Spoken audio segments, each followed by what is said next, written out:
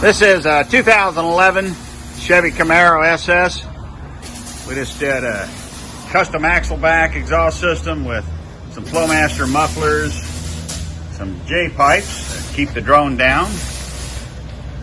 Replaced the mid muffler or mid resonator and put a custom Truex pipe in there, but it does have all the factory cats in there. Should give it a nice tone without all the drone. Let's see what it sounds like.